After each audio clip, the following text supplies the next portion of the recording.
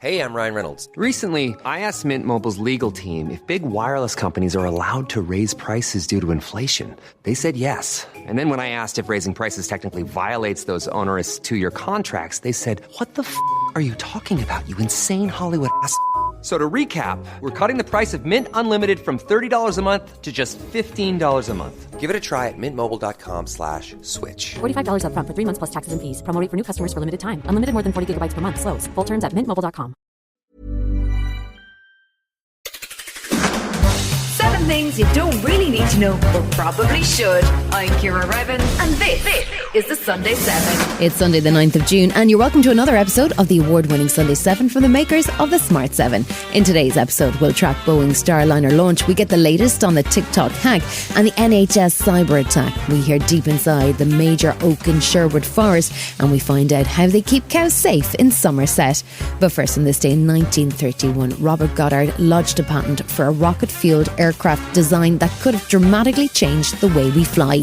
The invention was intended to use rockets to launch planes and drive their propellers at low altitudes, speeding up air travel, but the patent coincided with the Great Depression and a shortage of funds to build prototypes, which meant the idea never really got off the ground. 7, 5, 4, 3, 2, 1, ignition, and liftoff of Starliner and Atlas V, carrying 2 American heroes. This week saw the much-delayed Boeing Starliner capsule finally launched into space, but it wasn't exactly a seamless performance. This is Boeing's first crewed launch of the Starliner capsule, which is intended to carry between 5 and 7 astronauts, and it will be a critical part of NASA's plans to up its moon exploration. The launch date has been pushed back a number of times, with the latest issue occurring shortly before launch a couple of weeks ago, which saw the rocket having to be removed from the launch pad. Chris Ferguson is a former astronaut and US Navy captain. He's also the lead on the Boeing Starliner project, and he spoke to NASA TV before the rescheduled launch on Wednesday. He was asked what advice he'd give to the 2 NASA astronauts on board, Butch Wilmore and Suni Williams. Butch and Suni are pretty darn experienced. They probably don't need my advice. But what I would say, on a very first ascent of a vehicle and a re-entry, I would say take it all in, experience it. Think about what you're feeling, what you're experiencing, what's staging going to be like, what's it like when the parachutes come out? Because these are questions that everyone's going to know when you get back, right? We want to know, did we build a vehicle that's comfortable to fly? I think the idea behind the design is to make sure that the crew always has reasonable awareness of what's going on. I remember with the space shuttle days, sometimes the displays were a little archaic. You had to really almost have a graduate degree to understand exactly what you were looking at. So the idea is to make it a lot more airplane-like, because the crews are very experienced pilots and aviators, and for the next generation of Starliner astronauts to come along, we want to make it very intuitive. So we've reduced the number of switches to the bare minimum. The shuttle had 1,000. We have 25 maybe. I don't know what the right number is, but it's a very streamlined. It's capable of being flown by a single person. So there's a lot of, I would say, upgrades that make it safer and a lot more flexible than its predecessor, the space shuttle. After a successful launch, things got complicated with helium leaks on board causing issues with the propulsion system that took a reset and extra work from the 2 astronauts to get fixed. It also slowed the scheduled docking with the International Space Station, and the Starliner capsule had to gradually inch closer and closer to the docking position in a stressful manoeuvre for both the Starliner crew and those on board the ISS. Eventually, successful docking was completed, and Butch and Suni are now due to spend a week completing experiments before the Starliner heads back to Earth. Even the flight coordinator at NASA sounded relieved that the docking was finally complete. At 12:34 p.m. Central Time, above the southern Indian Ocean, we have confirmation of contact and capture of NASA's Boeing crew flight test and Starliner aboard the International Space Station. Butch and Suni have made their arrival.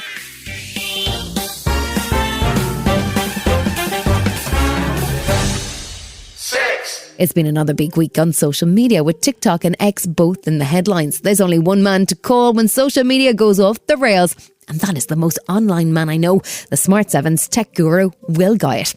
So, Will, things have been tough on TikTok this week, right? What's going on with the celebrity hack? It's been a week some at TikTok would rather forget. The security team said they fixed this bug that quickly saw some high-profile accounts, including, bizarrely, Paris Hilton, who is big on TikTok, CNN the news channel, and Sony being compromised. These accounts were taken over by hackers, and apparently malware was sent to direct messages on the platform, and all those compromised accounts had to do was actually click on and view the message.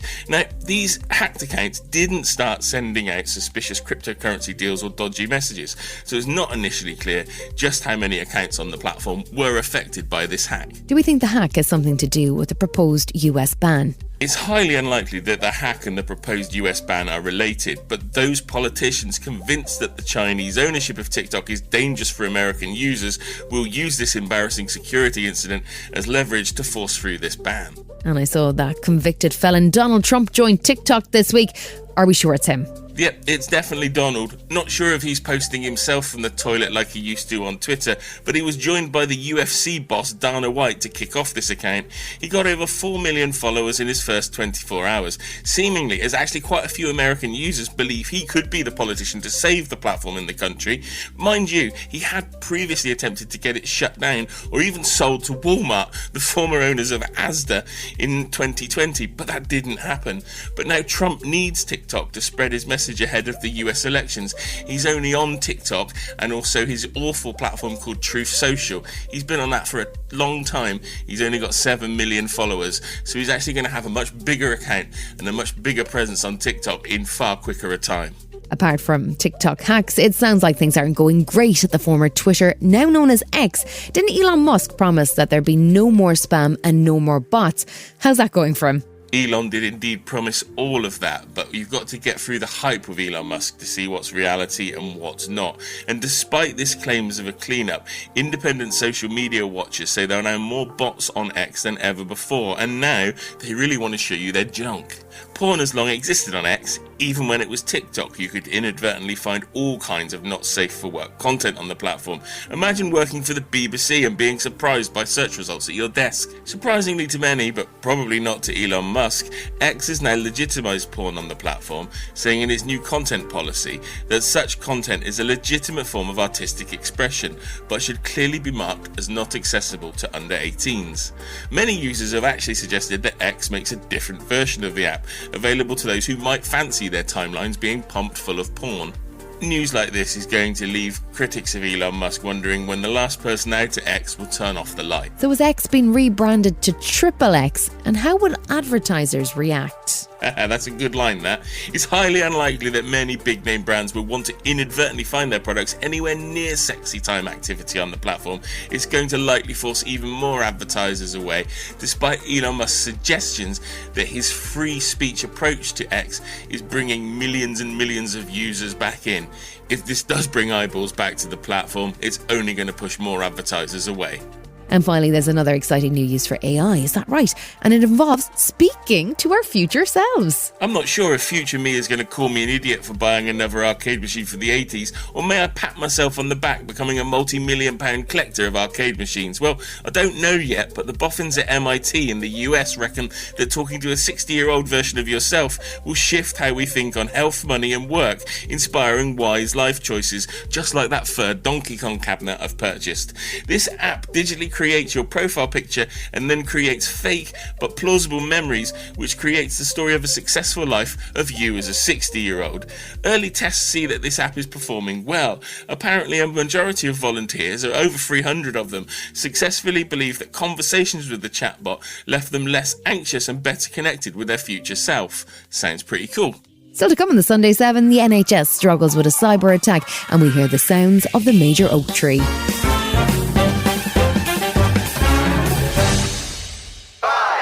This week has seen some of London's NHS hospitals have to return to using paper records after a cyber attack wreaked havoc on their systems. The attack, which appears to have been carried out by a Russian cyber crime group, is a large-scale ransomware attack that has locked systems and cut off internal communications between departments.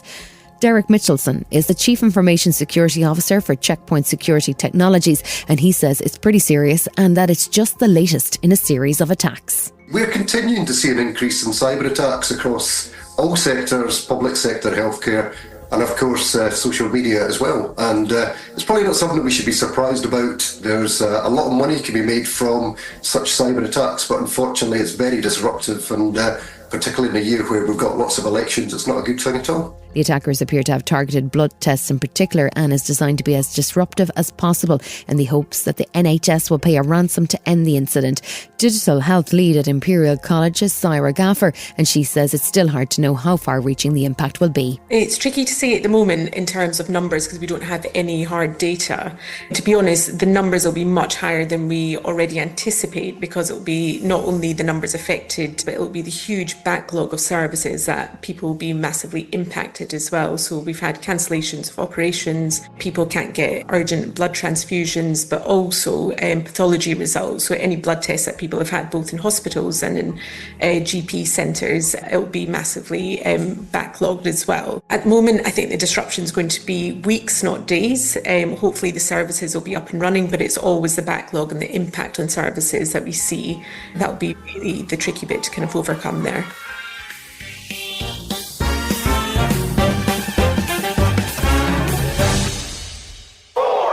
You might think at this stage in the evolution of podcasts you've heard every possible guest, but you'd be wrong.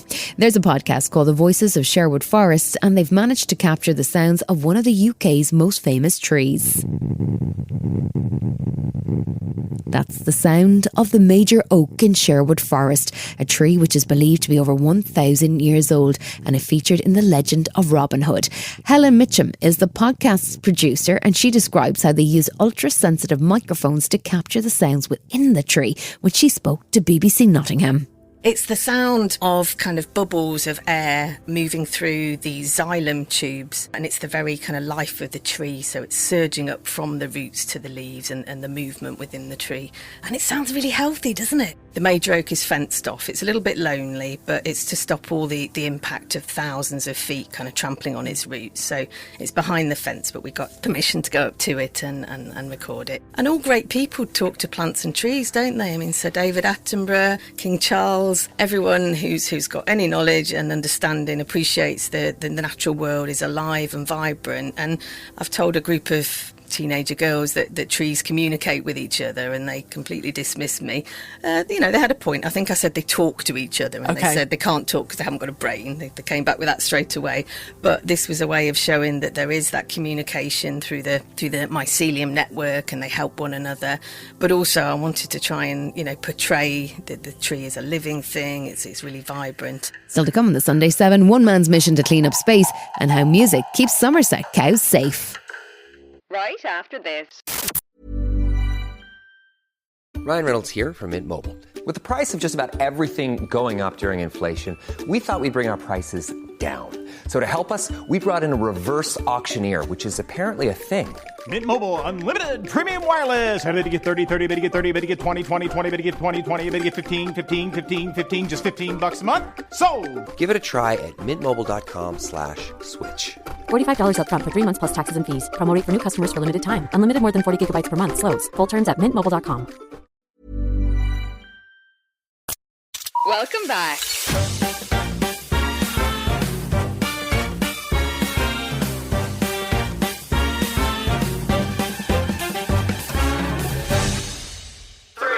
Mankind's fascination with space and exploration has led to a huge amount of junk in orbit around Earth. It's made up of dead satellites and various discarded bits of technology which pose a threat to everything in orbit.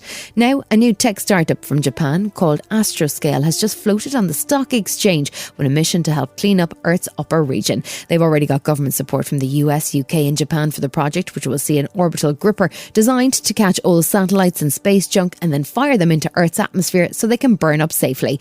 It's estimated there might be as much as 10,000 tonnes of junk in orbit, so it could be quite a profitable and important enterprise. The CEO of Astroscale is Japanese entrepreneur Nobu Okada, who says he was inspired to act by the Kobe earthquake, which struck Japan in 1995. I saw the news on the TV in the morning. It was talking about big earthquake, which hit my hometown. I called my parents, and it didn't go through, so I couldn't check whether they are alive or not.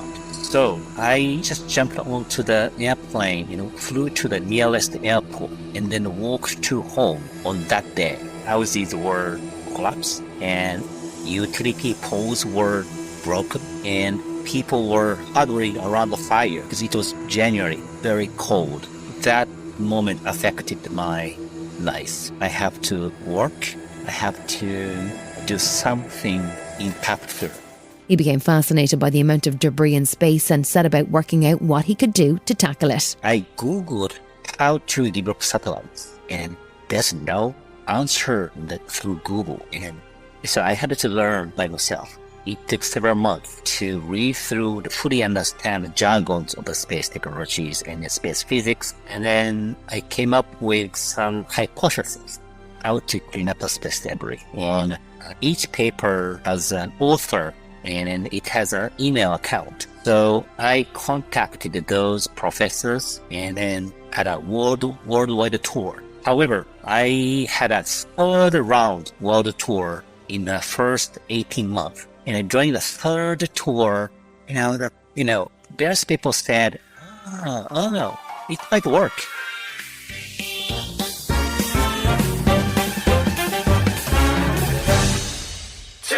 If there's one insect that's guaranteed to make the front page of the tabloids, it's the Asian hornet. The giant invasive species has been setting off alarms as it's gradually progressed through Europe, arriving into the UK in the last few years. As we heard in a previous episode, they're not really a threat to humans, but they are most definitely a threat to the UK's honeybee population. This week saw alarming news as evidence emerged that Asian hornet colonies have now settled into the UK and survived the winter, as Paul Hetherington from charity Buglife explained to Sky News this week. It's extremely worrying because they are quite capable of overwintering. They're found up even in places like Nepal in their natural habitat, so our winters are not a barrier to them. There were a load of nests found last year, and some of them were found quite late in the year, which means new queens will have hatched and gone off and made nests. Each hornet nest could be producing a minimum of 10 queens and maybe up to 100 queens that would be overwintering. So you can see how exponentially they can spread. The individual hornets will fly 25 to 30 miles before setting up a nest. Once they set up a nest, they will operate within about a half-kilometre radius of where that nest is. But it's very, very worrying that they're here.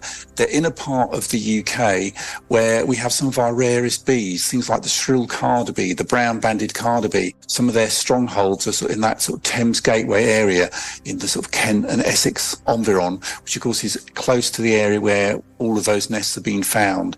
So they present a real threat for potential extinction of some of our rarer bees in this country, as well as a huge handicap for people who are cultivating bees for honey and of course for people who are looking to get their crops pollinated. Authorities have been asking for help to find and remove these nests, as a single hornet can kill 20 or more honeybees in a day, and they can be quite aggressive. Paul says people need to be vigilant and proactive. If in doubt, report it. Basically, even if you're not 100% sure, report it. There is a hotline to report them on. You can get an app on your phone to report them. People will come out and investigate. And rather than just sort of kill one, it is better to report it, because what they really need to do is to trace the nest. An individual worker hornet being killed is not going to have any great effect. But if you can find an individual worker hornet and trace it back to where the nest is, then they can destroy the nest before new queens are incubated and able to set up more hornets in the following year.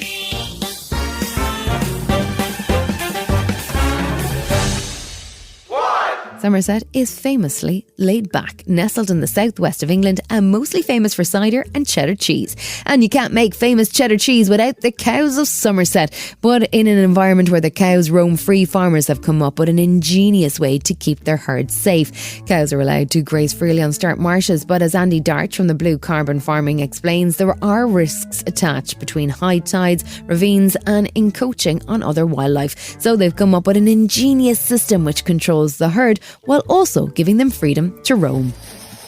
Our cows wear GPS collars, and when they get to a boundary, it plays a little tune for them. That makes them turn around once they've heard that noise, because they know if they go a little bit further, then they'll get a little shock like an electric fence. So we use this technology because out on here on steep marshes, there are no fences, and we need to keep the livestock safe from the dangers that the marshes present.